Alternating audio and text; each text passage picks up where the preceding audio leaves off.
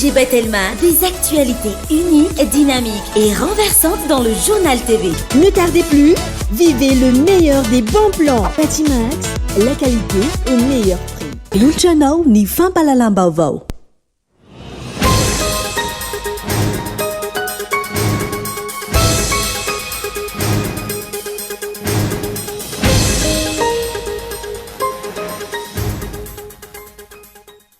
Napetraka olona ara-pamina tamin'ireo vily rano miisa telo nataon'ny filoha tamin'izany fotoana ny fametrahana fitoniana sy filaminana 5 taona ty aoriana aiza ho aizy sika raha izay filaminana izay no jerena eto amin'ny firenena.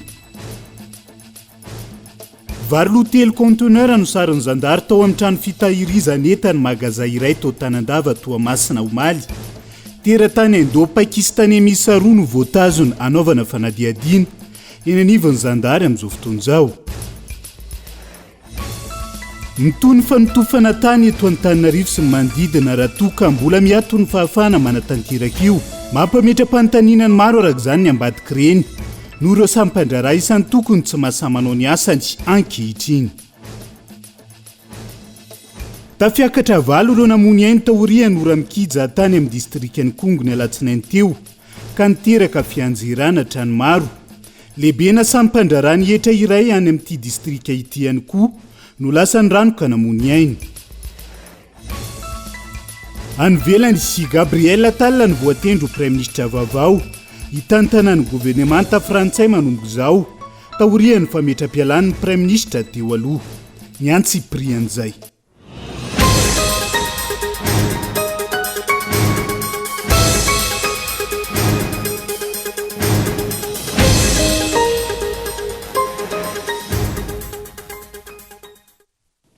Ngadony indray ny amin'ny valora alina fotoana ny fampalalam-baovao eto amin'ny fitalavitra kolo atena ny araba tomboky lasy tomboky vavy manatitra ny araba ihany koa manasana ihany koa hanaraka ny fampalalam-baovao hatramin'ny farany avy hatrany dia matoa andatsoratra ny sampana fampalalam-baovao ho an'ny androany no ndeha anokafantsika izay.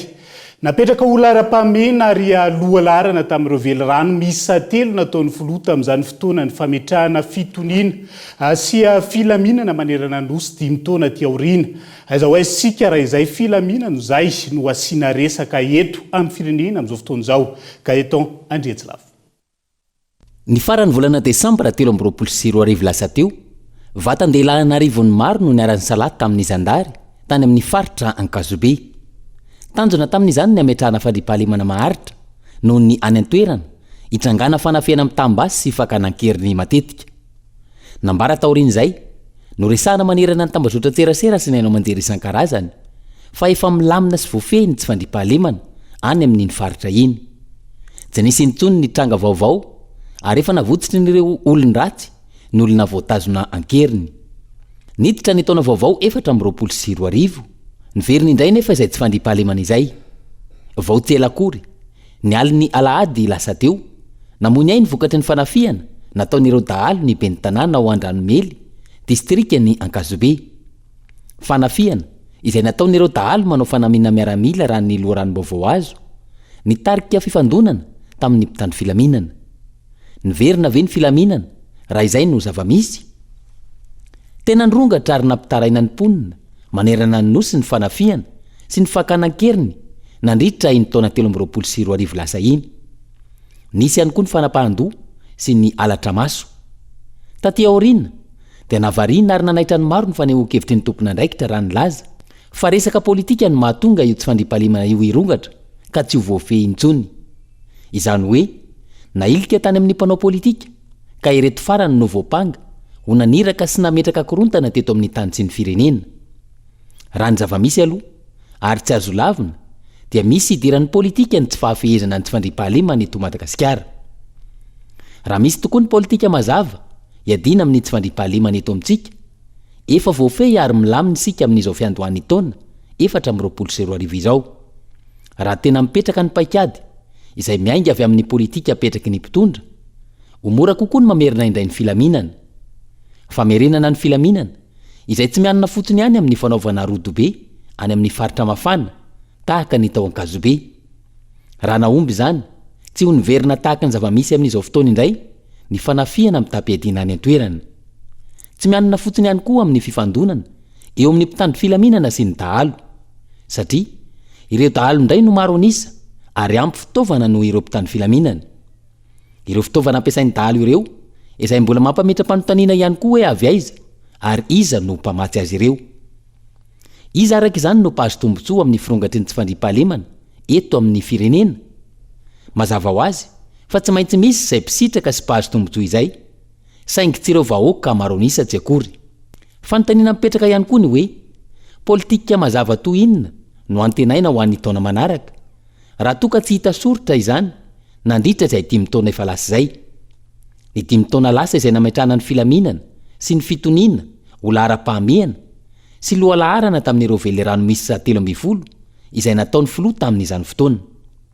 Azo atao nefa ny mamerina ny filaminana raha misy ny finiavana hamahany olana ny tsy fandriam-pahalemana. Manana paikady ahafana miroso amin'izany raha mpitondra mahay sy manana io finiavana io.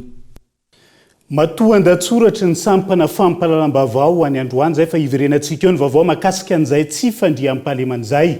Fa varefa loha telo conteneur ihany koa no sarin'ny jandary tao amin'ny trano fitahirizan'entany Magazay. Sambatra tao Tanandava Toamasina faharoa Maly mbola tsy misy mipika hatreto ny vokatry ny fanadiadiana. Makasika ity raha ty 5 teratany Indo-Pakistanais miisa 2 izay tompona andraikitra Magazay ny voatazo nanaovana fanadiadiana eny anivon'ny gendarmerie amin'izao fotoana izao. Kolo Toamasina. Omaly antoandro vao fantatra ny fisian'ny ireto vary simba sahabo hotely conteneur ireto. Gonimbary miisa 100 izay efa misokatra sy ny loarana ny sasany, nahitana fitaovana vitsivitsy ihany koa toy ny fanatatavanana sy milina miaraka aminy. Mijanona ho tsy ambaratelo ny fanadiadiana aloha hatreto ny datina tongavany sy ny nivoahan'ny ireto vary ireto tao amin'ny serana tsambon'ny Tomasina. Mandra-pahatongavany teto amin'ny Magazay Sambatra teto Tanandava izay azo antoka fa tsy maintsy misy tompona andraikitra isan'ambaratongany nandray an-tanana ny fampidirana sy ny famoahana ary ny fitaterana ny entana ka nahatongavana amin'izao dingana fanapoizinana izao.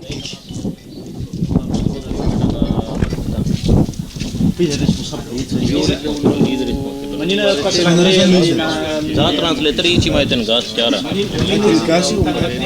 Fanao tsisy dirona ty tsisy ranona. Faizanao. Za jusqu'à responsable matou misy lakile fa tsy ireto zany no kabena zany retelefona madame ministre io miaraka aminay ao manazava hoe izy manao enquête zany hitanao tsy fomba mandeha izy misy lakile tsy anao manapaka zany fa mandeha izy tsotra be teny gasy tsy mahita teny gasy hitanao ianao manapaka sa zay sa fanjakana mandeha izy dia zay. Okay. Zay. Araka izany ny roa lahy tamin'ny ireto teratany Indo-Pakistanais ireto izay tompona andraikitry ny Magazay ihany no mbola voatazona anaovana fanadiadiana eny amin'ny tobin'ny zandary mandraka androany. Nilaza ny tonia pampanoa lalàna fa tsy maintsy ho fantatra avokoa ireo tompona andraikitra tamin'ity raharaha ity ary irosona tsy ho ela ny fandorona ny vary. Makasika ny fatratrarany avy eo amin'ny gendarmerie vary avarie tao amin'ny société anankiray izay manofa trano amin'ny dépôt ry Tanandava araka ny fanolazainy monsieur le préfet teo ary ny arahantsika nahita misy teratany Indo-Pakistanais anankiroa efa tao famotorana ary amin'ny gendarmerie amin'izao ary mbola mitohy ny famotorana mba hafana izay olona mety voasaringotra amin'izao raha zao mba ahafantarana tsy maintsy misy osazy miandry azy amin'izay. Mikasika ny entana moa ny raha nahita izy igny vary simba. Ny vary simba tsy azo amidy ary tsy azo omena biby fa mety amparary ny vahoaka zay mety azy fa nandray fepetra moa ny OMC nandritra fivoriana teto izay niarahana tamin'izareo amin'ny commerce sy santé tsy maintsy hopotena ireo entana ireo fa izay misy fombafombany izay fa rehefa tonga fotoana miamotena anazy tsy maintsy mampiantsana ireo mpanao gazety izahay farafahaela indrindra angambany rapitso raha ela indrindra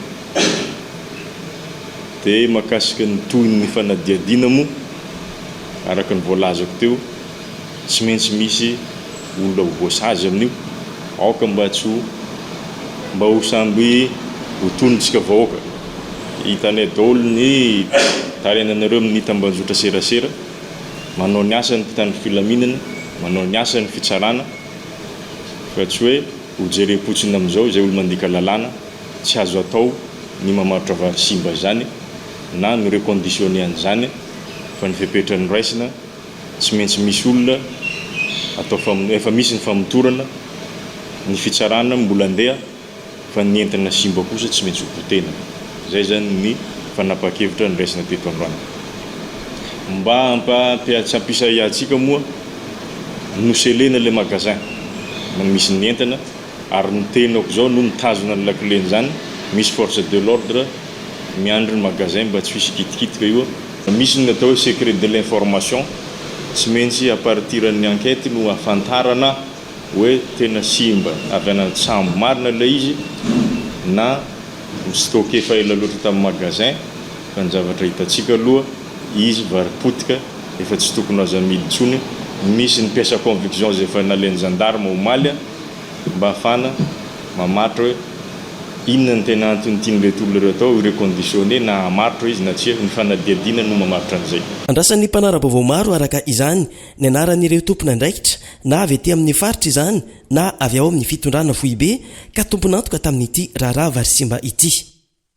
Makasika ity raharaha varisimba ity hatrany dia herinandro vitsy ny alona hitany ireo varisimba 50 conteneur na mpanatena vary ho an'ny vahoaka tao Soalala ny solombavam-bahoaka voafidy tao amin'ity distrika ity ho ny be ny tanàna ny toerany ankehitriny. Fantatra fa isany ireo voatontonona amin'ity raharaha varisimba ity ihany koa io solombavam-bahoaka io.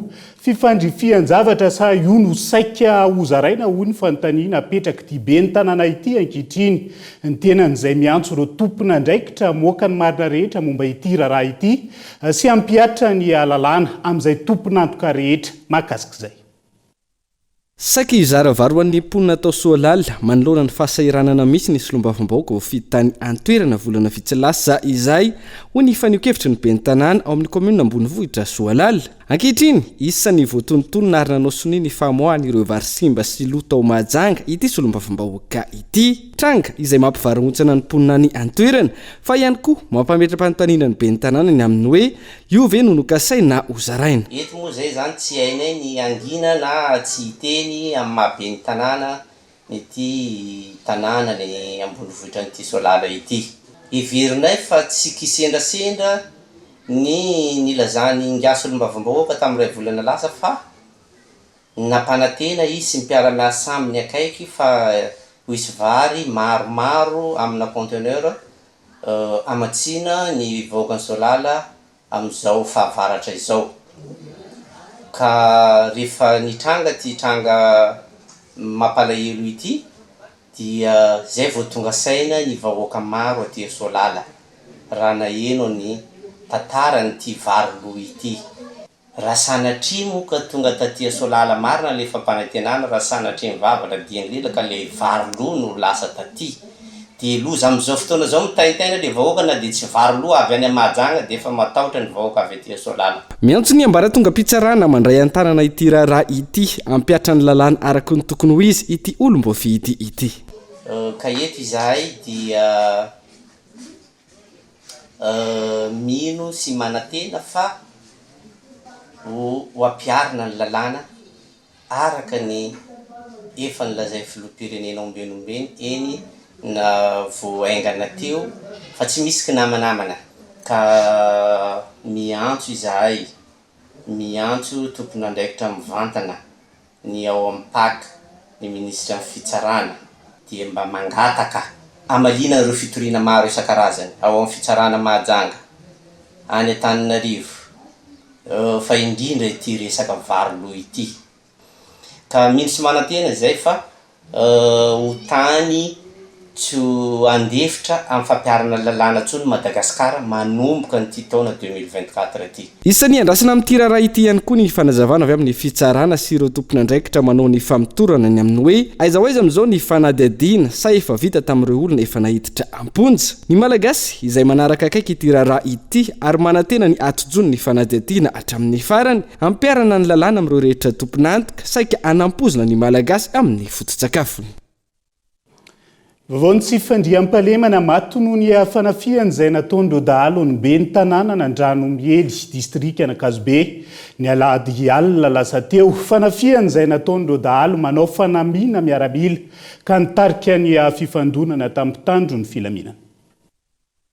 Ny aliny alady tokony ho tamin'ny 12 nisy ny fifandomana teo amin'ireo dahalo sy ny mpitandron'ny filaminana.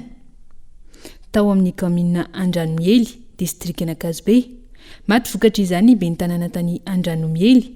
Araka ny loharam-baovao tany an-toerana, dahalo nanao fanamiana miaramila no nanafika ny tanàna. Nisy ny fifampitovana tamin'ireo mpitandron'ny filaminana sy ireo dahalo. Fitaovam-piadiana toy ny Kalashnikov sy Mas 36 no nentiny ireto dahalo ireto.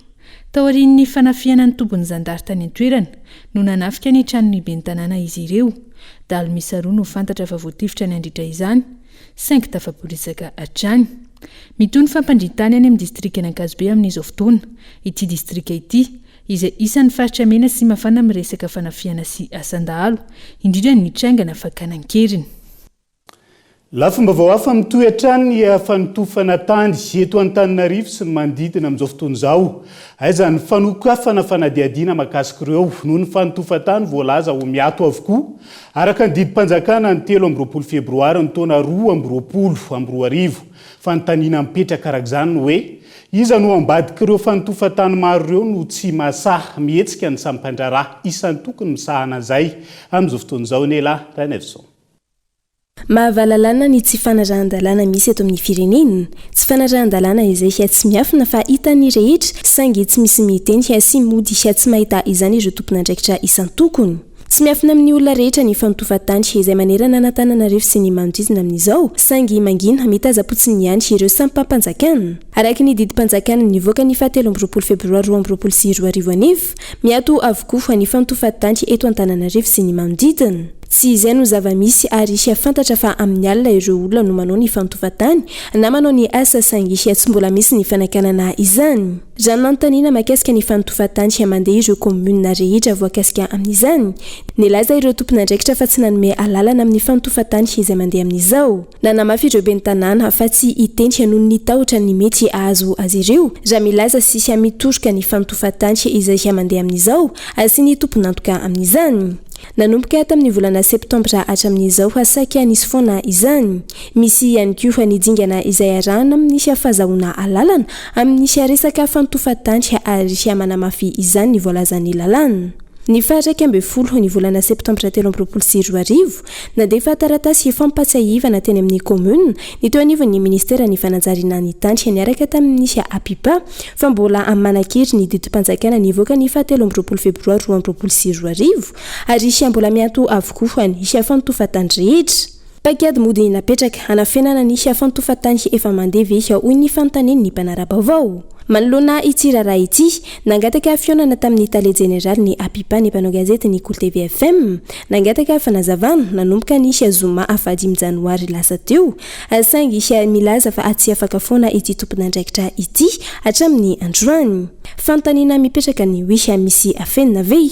Inona ny antony tsy hitondrana fanazavana amin'ny vahoaka manoloana izao tranga maro misy eo izao, indrindra amin'izao avampotoana ny fahavaratra izao. Raha toka mbola miato avokoa ny fanotofan-tany, iza no nanome alalana ireo olona manao ny fanotofan-tany amin'izao ireo.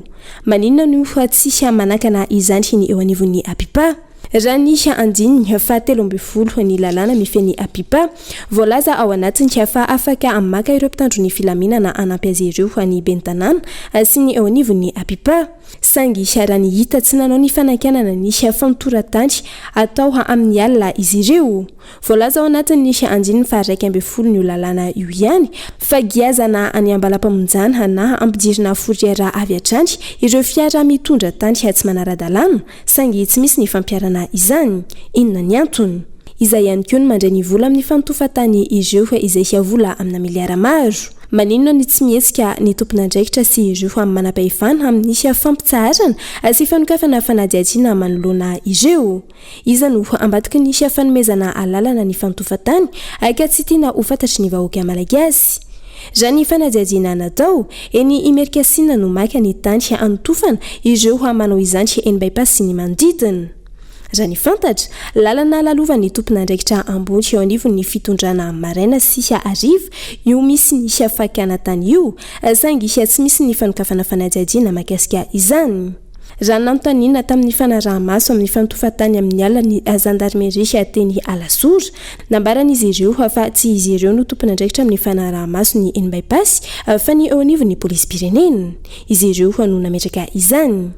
Raha nangatana fanazavana mahakasika izany ny tompona andraikitra teny Antoerana nadritra ny oratelo no niandrasana teny amin'ny komisaria Alasora saingy tsy tonga teny Antoerana ny tompona andraikitra hatramin'ny ora ny alaina teny Antoerana. Andrasana ny fandraisana andraikitra tahaka ny rara isa hafa anosy avaratra ary antenaina ny fampiarana ny lalàna araka ny tokony ho izy. Eo ihany koa ny fanesorana ireo ranontany amin'ireo fanotorana hita fa tsy ara-dalàna.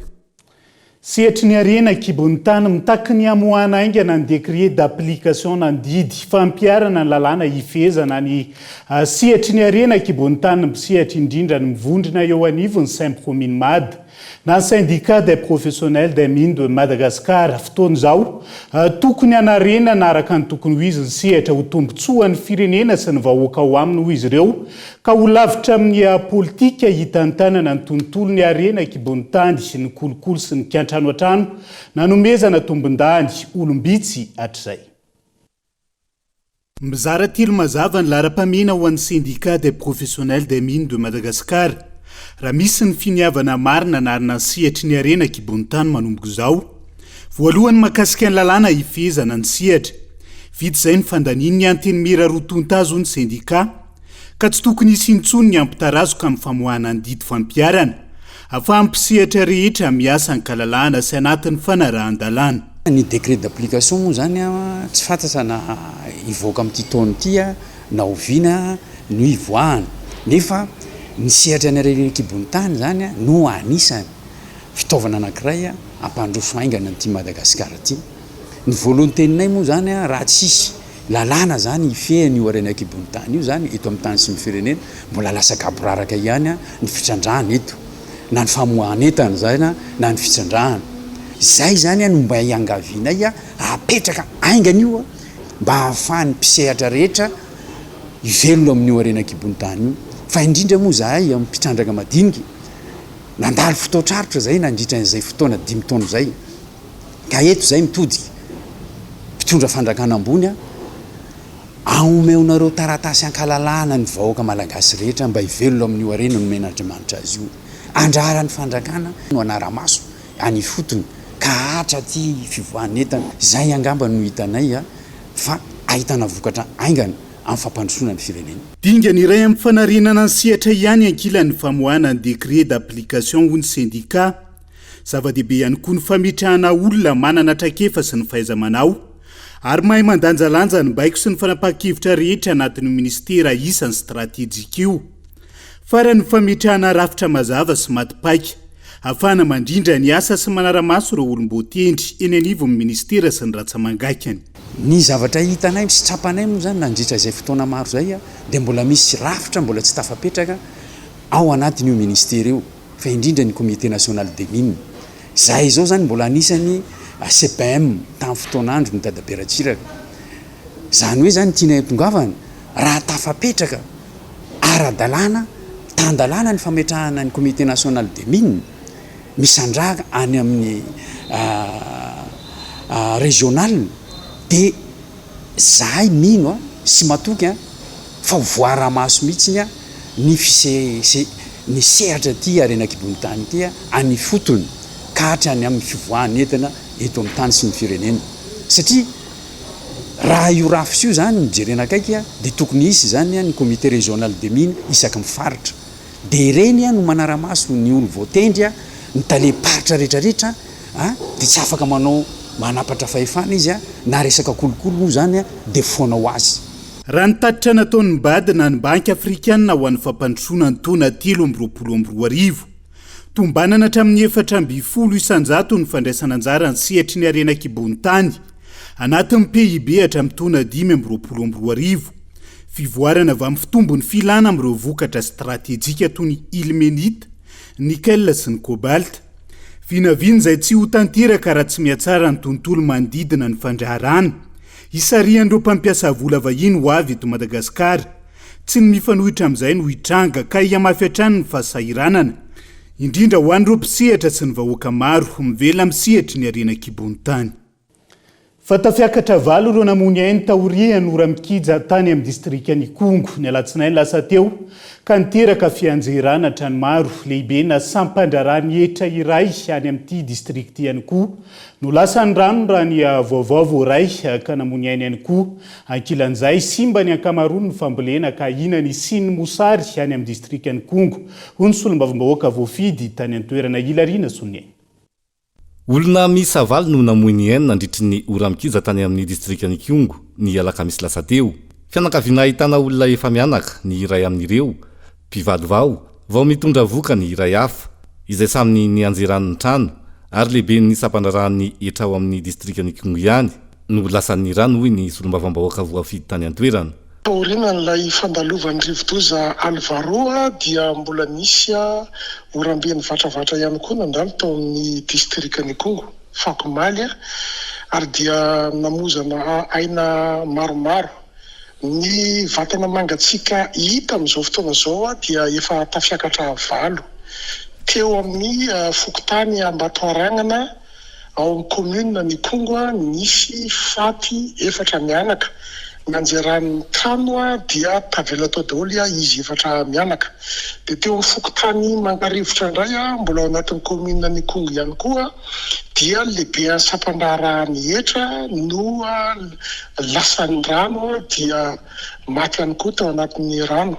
Dia teo amin'ny fokotany atao hoe Saharamy mbola ao anatin'ny commune ny Kongo Tapitanana ihany dia misy mpivady anankiroa ny anjeran'ny tranony ihany koa dia tavela tao daholo izy mivady mariana fa bevoka enim-bolana ilay ramatoa ary mpivady vao zareo ireo.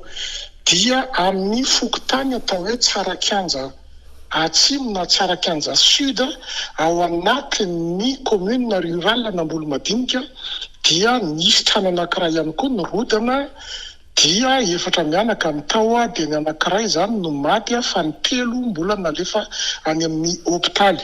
Maro ihany koa ny fahavoazana eo amin'ny fambolena sy ny fotodrafitrasany an-toerana ankoatra ireo.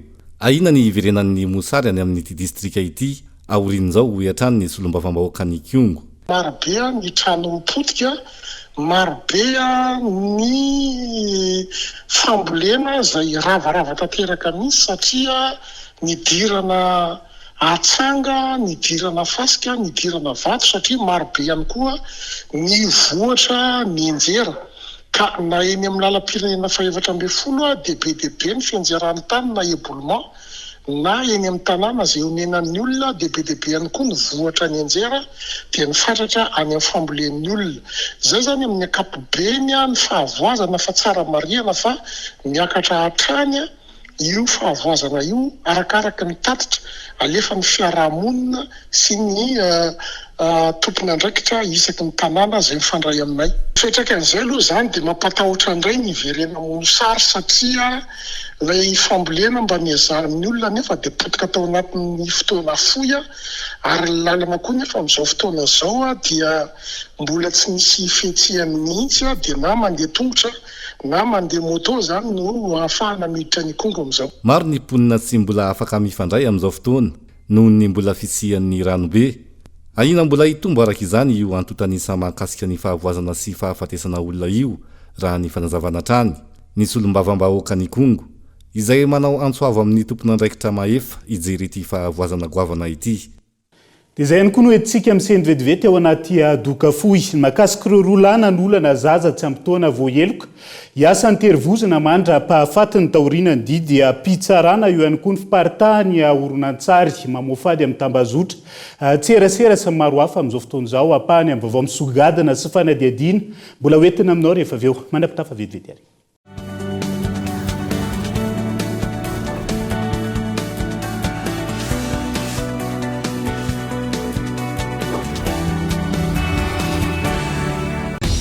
Raikitra ny Zarakado ao amin'ny Telma.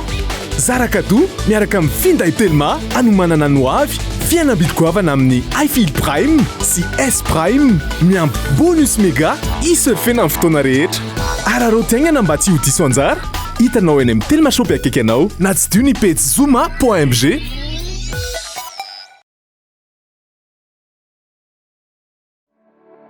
professionnel ou particulier, découvrez la colle Févicol SH. Avec la colle Févicol SH, donnez la solution idéale pour la menuiserie au collage artisanal. Il vous suffit d'appliquer une petite quantité de colle Févicol SH et le tour est joué. En quelques instants, la colle Févicol SH crée une liaison puissante grâce à sa qualité et dure dans le temps. Que ce soit pour vos meubles, sols ou tout objet en bois, Févicol SH est ce qu'il vous faut. Disponible en 125 grammes, 250 grammes, 1 kg, 5 kg, 20 kg et 50 kg. Colle Févicol SH pour un bois plus solide et plus fiable.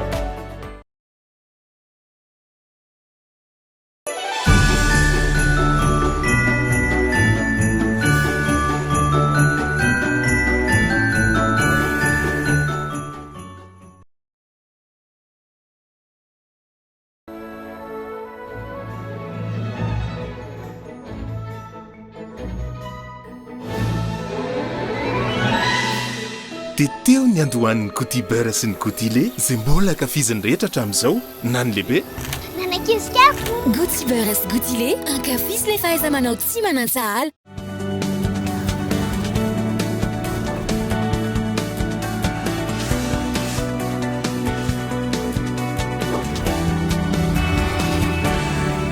manatitra ny arabatra ny tomboka lasy tombovavy tonga soa indray atao anatin'ny tapany faharoa amin'ny fampahalalam-baovao amin'ity ala ity isantarantsika izay niakatra teo anivon'ny fampanohavana tetsy amin'ny fitsarana nosomaly ireo tovolahy miisa roa izay voaroroy tamina fanolanana zazavavy latsaky ny 5 taona voasazy asa anterivozina mandra-pahafaty ireto tovolahy miisa roa ireto araka ny didy izay navoaka ny fitsarana Henri Florion. Nafanafana ny resaka fanolanana itsiro tao anatin'ny eritaona izay. Voakasika izany avokoa ny ankizy, ny tandoro, ny antitra ary ny ankizy no tena latsebatra tamin'izany. Raha nitranga tatoato no atao indray amin'ny tompo maso. Ny andro ny omaly, tovolahy miisa roa indray no niakatra teny anivon'ny fampanohavana eo anivon'ny fitsarana anosy vokatry ny fanolanana. Nataon'izy ireo tamin'ny ankizy vavy latsaky ny 20 taona araka ny nambarany tony mpampanao lalàna ary niseho tamin'ny endrika roa samihafa izany. Lazaina moa fa misy ny andrana rehefa nisy ny fanomboana teo amin'ny fanatanterahana ny eloka. Eto izany andrana izany dia tamin'ny alalan'ny fisintomana ilain'ny arambona anaraka azy ka naparatra ny tanan'ity farany.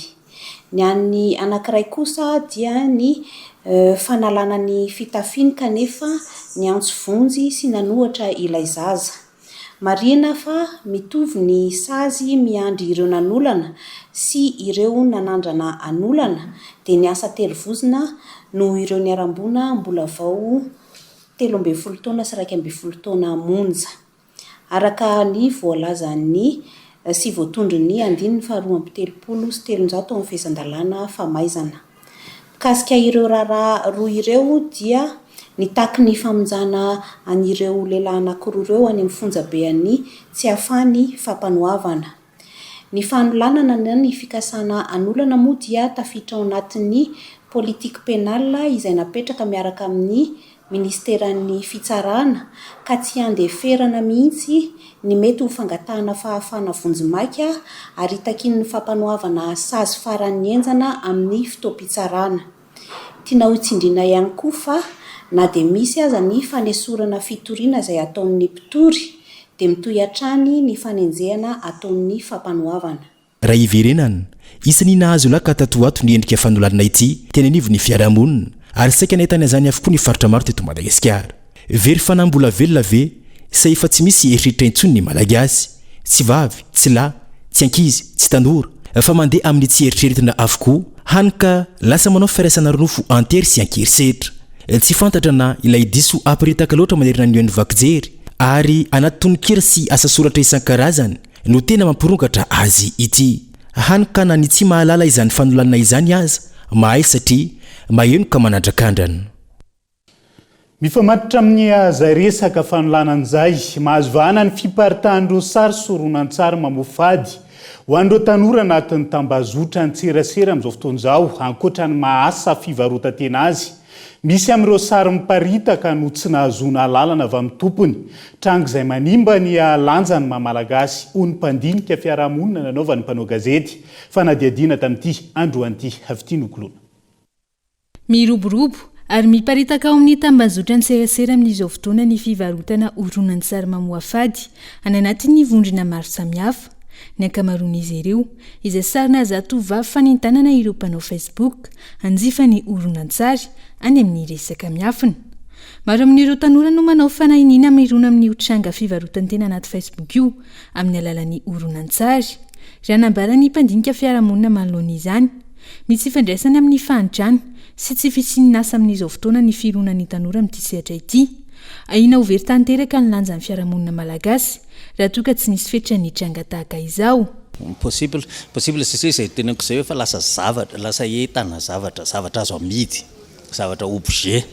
Tsy de misy hoe asany sy ny rehetrarehetra tsy nefa tsy zany tsony, tsisy zavatra aingana indrindra ohatra ny vatany tena, ka rehefa tsy manembatsembana an'izay ny fanahany tena dia amidy ny vatana, ny endrika. Dia karaha ohatra ka misy olombelona anankiray indrindra fa tanora mbola atao hoe tsy de manana traikefa-piainana be loatra izy matetika, na koa tena hoe fa lasa mahita an'izay ataony rehetrarehetra eo efa zatra izy hoe ny tena ngeka ohatran'ny zavatra rehetrarehetra azo fezina zany sisa azo amidy koa zany dia mety ho antony koa mampiroborobola izy hoe lasa fiarahamonina lasa dala satria tsy misy zavatra, tsy misy enatrenatra tsony.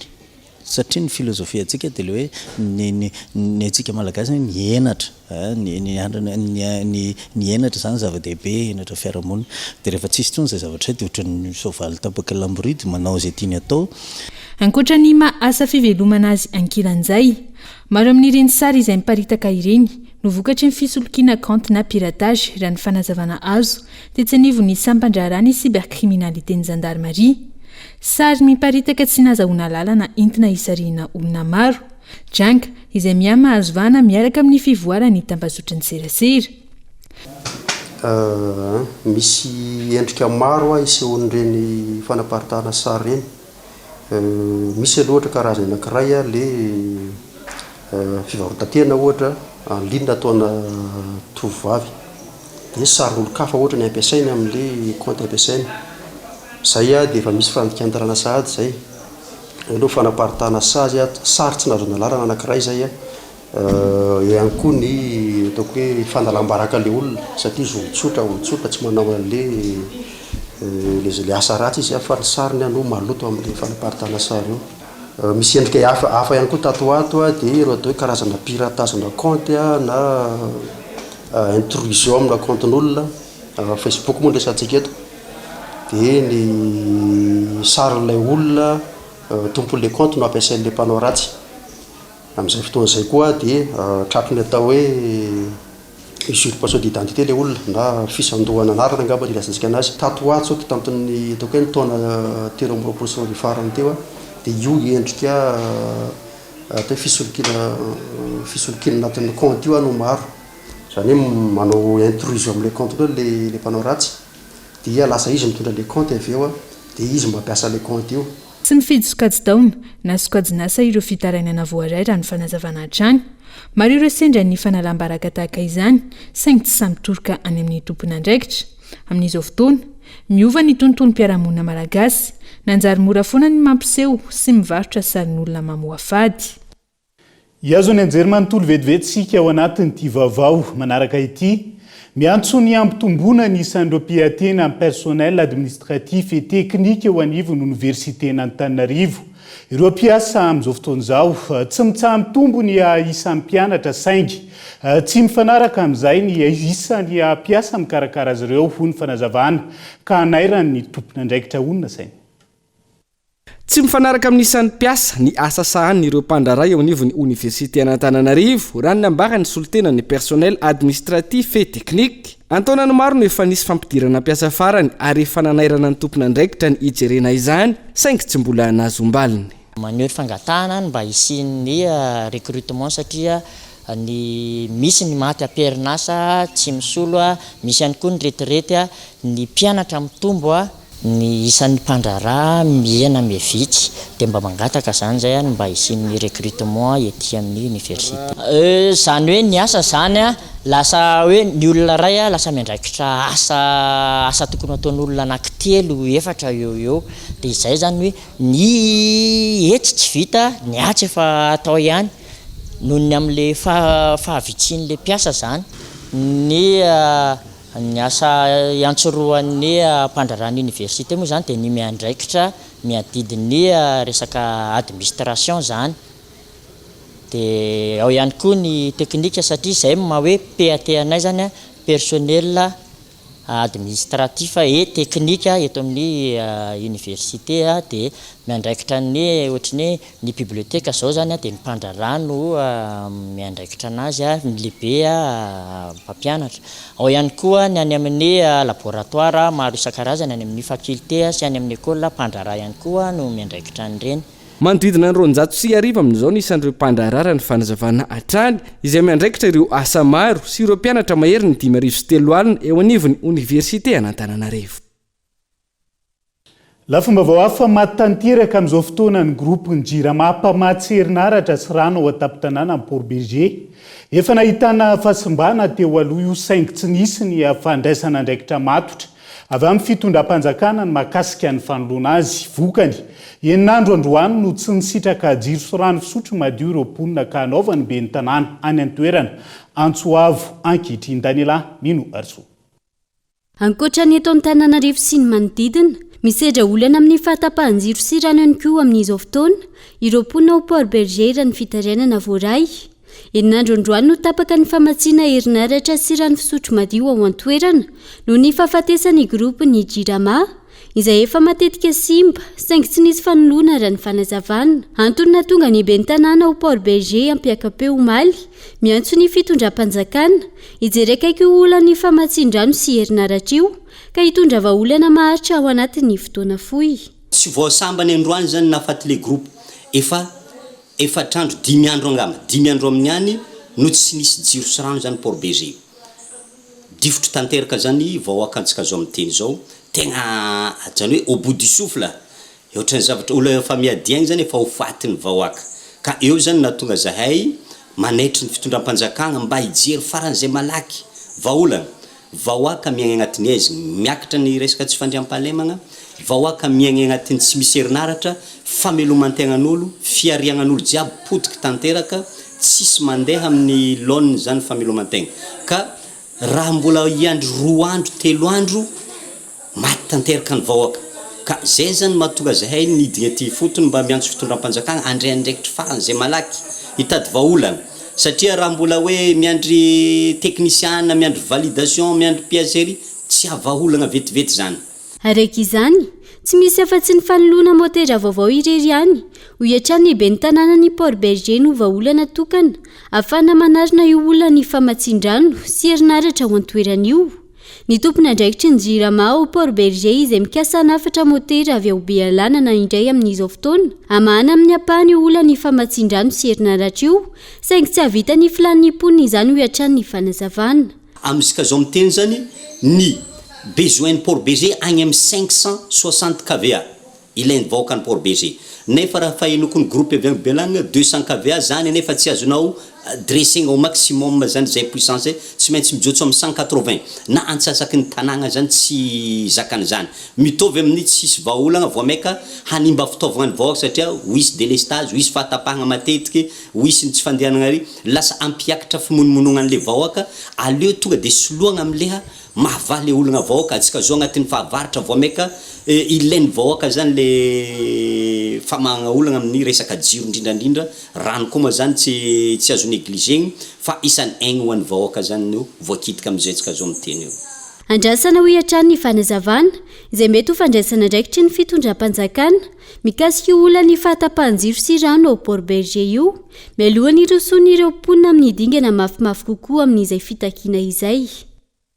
Iazo an'Antsirabe vetivety sika mitarainy ireo mponina ao amin'ny fokotany miara-mandroso Antsirabe sy ireo mpampiasany lalana ao amin'ny rond-point Vatofotsy amin'izao fotoana izao noho ny fahasamban'ity lalana izay efa ntaonany maro tsy nasy-panamboarana no anton'izay ka hanaovany ireo mponina sy ireo mpivarotra Antsoavo amin'ireo tompony andraikitry ny tanàna Antsirabe. Andry Nirina Randria Miarso Kolo Antsirabe.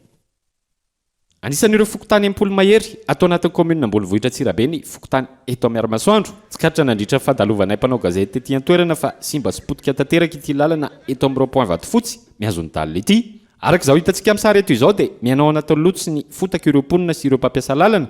Ity lalana ity izay ifamezivezen'ny rehetra hatramin'ireo fiara fitateram-bahoaka ka hatramin'ireo fiara lehibe izay tondra vokatra avy any amin'ny komuna ambany. Eo ihany koa ny posy sy ny siklôposy ary ny bisikileta. Efa ny taonany maro no tsy nasy-panamboarana ity lalana ity raha ny fanazavana azo avy amin'ireo mponina ety an-toerana ary tsy mbola nisy fandraisana tanana na fanamboarana nataon'ireo tompon'andraikitra eto amin'ny tanàna Tsirabe. Eto dia miaina masiso anay miaina zavatra mamofona satria no le fotaka sy le rano mandeha hatrany ambony any dia tena enjana be. Tsisy kanalina koa zany fa dia ohatr'izao foana fotaka foana ny ainana lava eo. Tsisy mamboatra fa dia ohatr'izao foana. Tsy haiko hoe tsisy firarahina mihitsy zany ity nefa dia efa hoe mba misy pendraikitra ihany. Satria sady tsena ny lalana mba mila fanamboarana izy ity satria mijaly le vahoaka mijaly le olona. Mijaly le petsena mijaly ny mpivarotra mijaly ny rehetrarehetra mihitsy efa elany ohatr'izao le izy mampalahelo le fiainan'le olona tsy mbola misy ty fanontariam-pavery ambadirehetra vita fa ty tena efa ty tena lalana tena andiana ray manontolo mihitsy satria na mpiankona azy rehefa laty fahavaratra ny andro mijaly ny mpiangana miako feno mpiangana ny katolika mpiangana ny FJKM eto amin'ny Kamafa mijaly dolodolo mihitsy. Anisan'ireo toerana ifamezivezen'ireo mpiantsena ihany koa ny manamorona ity lalana eto amin'ny rond-point Vatofotsy Tsirabe ity satria sady tsena izay ahitana mpivarotra maro indrindra fa ireo mpivarotra anana sy legioma maro samihafa. Amin'izao faratsily lalana eto izao dia miaina ireo mpividy raha ny fanazavana azo avy amin'ireo mpivarotra noho ny fotaka mandrevo. Mangataka tsena ihany koa izy ireo ny mba hivarotana fa tsy ety an-dalambe tahaka izao. Zay zany mivarotranana zay ny lalana tsara tarehibe ny dirana aty amin'ny mpivarotranana amin'ny Vatofotsy tompy ny olona tompy dia tsisy metsena amin'le fotaka tsisy mandeha ety zany ny petsena fotaka dia mandrevo avy ny orana tsy misy mividy ny entanay simba nefa ny anay ny entana ho alaina makatrosa zay dia manenjika verisoma fa toka mba zay mpitondra zany dia toka mba lalan'le lalana hoe ahoana ny reto mpivarotranana reto dia mba mangataka zay mba hanana tsena dia mba amboarina ny lalana fa tsetsina ny kanalina zany zay mba titiavinay. Tena mijaly be zay fa tena mamotaka mihitsy ny lalana ty na ny olona mpividy ary tena mijaly be eto aminay eto. Pitika ty amin'ny fivarotanay sy ny lasary aby zany le fotaka ny tena marina. Lasa le olona le mpividy lasa ohatra mifiritaina be na hividy eto azy. Tena mampiaina mihitsy tena tsy te handeha le olona mo mifiritaina be le hipitery satria fotaka be. Tena ratsy ny lalana dia tsy misy mividy ny olona fa tsy mety handeha amin'le fotaka le olona. Akisakisaka ilaila eo ny entana dia tsy maintsy mivarotra fa tsy maintsy mitadika. Tena mahakamo be ny miaina eto azy tena mahatsirava zara raha mahalafo. Amin'izao ny etaetako amin'izao dia mba amboarina ny lalana ho tsara. Tena ilaina ny fanamboarana an'le lalana. Tena ilaina fa mijaly ny vahoaka. Tsy ny eto amin'ny rond-point Vatofotsy atao anatin'ny fokotany Miaramasoandro Tsirabe ihany no toy izao fa saika simba avokoa ireo lalana isam-pokotany rehetra eny fa na ireo lalana eto Tsirabe atapy-tanàna azy dia anaovana ireo mponina antsoavo amin'ireo tompon'andraikitra ambony. Tsy ny ao an-Tsirabe ihany fa saika manerana ireo faritra maro indrindra ireo tanàn-dehibe dia saika hitany izay fampitehany lalan'izay amin'izao fotoan'izao ary raha ny fanadihadiana. Tamin'ity androany ity dia miteraka fahasimbana maro sy fampitehany fiarakodia. Ny faratsian-dalana raha ny eto Antananarivo sy ny manodidina manokana no jerena raha ny faneho-kevitra ireo mpampiasa fiara izay nanaovany mpanao gazety fanadihadiana tamin'ity androany ity. Mitomby ihany koa ny atrangana lozam-pifamoivoizana vokatry io lalana ratsy io. Ankilan'izay velo tarainy ireo mpamily noho ny avidanga ny vidiny kojakoja ilaina amin'ny fiara raha ny jeritodika tao anatin'izay 3 volana lasa izay. Isan'ny mampitaraina ireo mpampiasa fiarakodia ny faratsian-dalana eto Antananarivo sy ny manodidina amin'izao fotoana raha ny faneho-kevitra izy ireo androany. Nambaran'izy ireo fa maro ireo fahasimbana sy fahampotehan'ny fiara vokatry io lalana ratsy io. Ankilany, mitombatra ny vidin'ny kojakoja ilaina amin'ny fiara izay efa ila tsy ho takatry ny fahefa-mividin'ny mponina itsondra ny fanazavana. Ny voka-dratsiny aloha dia lasa meratsy le tomobila satria ny olona tsy mahavita entretien tsara tsono ohatran'ny taloha satria tanteraka le hoe zay azo androany hoanina rapitso hoe hoanina androany akory ary satria le olona mijaly mesahirana ao anaty fotoam-pahavaratra tsika dia ny lalana meratsy moa automatika zany misy ny orana simba amin'ny tomobila aloha akoatra amin'ny fitombon'ny lasantsy amin'le embouteillage sy ny lalana ratsy dia pneu aloha zao no tena hita hoe tena mitombo be zany le dépense amin'le pneu sy namany.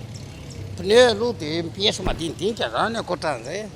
Ny pièce misy fa ny vidiny koa mialafo ny sondotra dolidoly rehetrarehetra.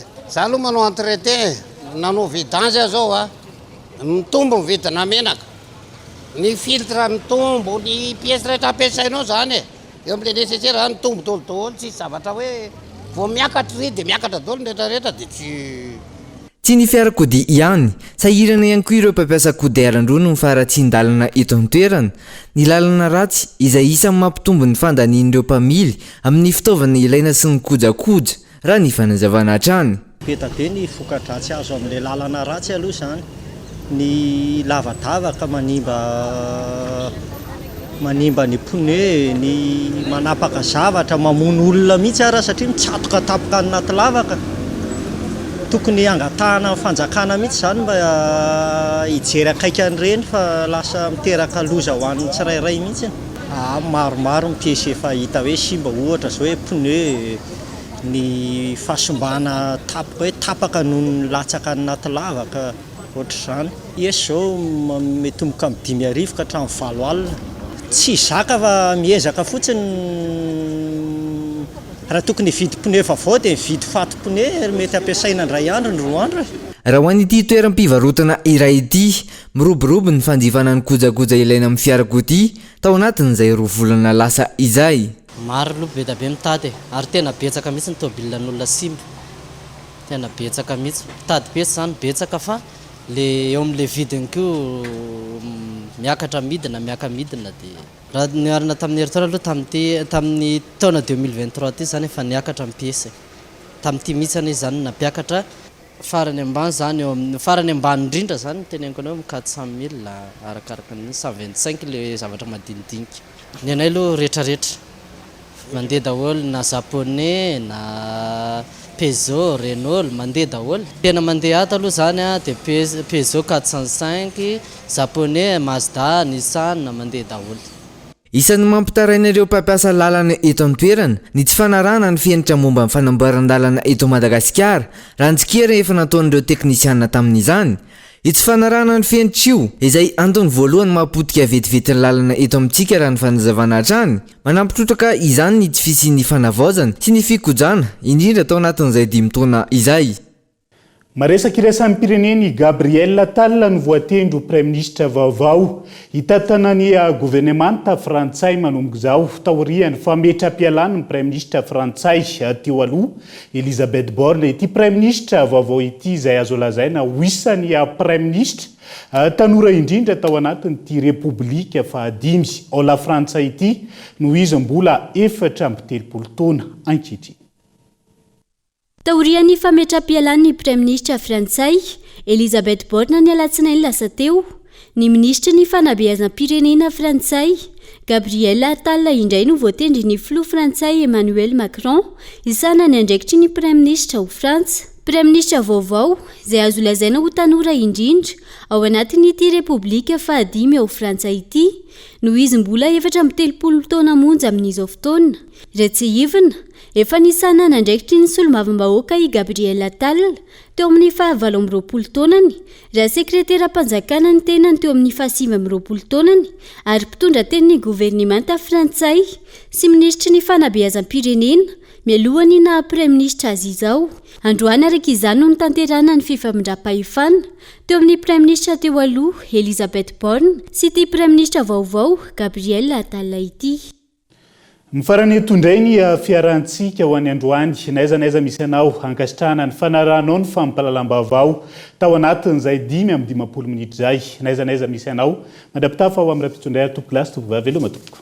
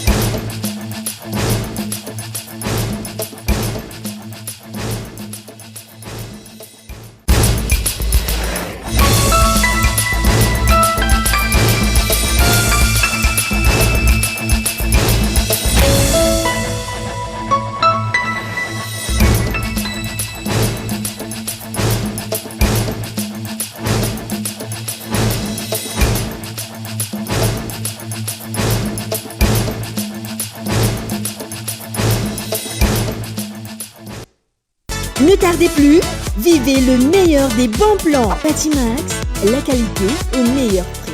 Vous a présenté Vaovao. 5G Batelma, des actualités uniques, dynamiques et renversantes dans le journal TV.